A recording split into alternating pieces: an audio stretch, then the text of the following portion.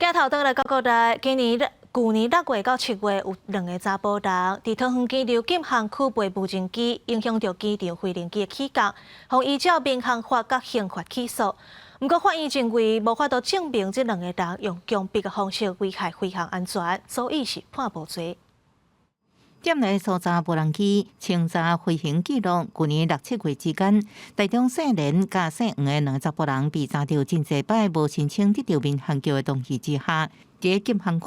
操作飞行无人机，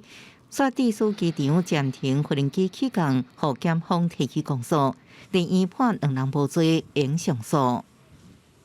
并无证据足证被告以强暴、胁迫或其他类似方法危害飞航安全，仅属同法第118条之1第1项之行政处罚范畴，应预知被告无罪，本案仍可上诉。桃园地方法院审理的时阵，2个查甫人承认客观事实经过，毋过否认有危害飞行安全的犯行。被告律师主张，姓连的查甫人因为替建商拍广告，才操作无人机，主管顶悬无存在用强暴、胁迫的方式影响飞行安全甲机场安宁的故意，地院同意。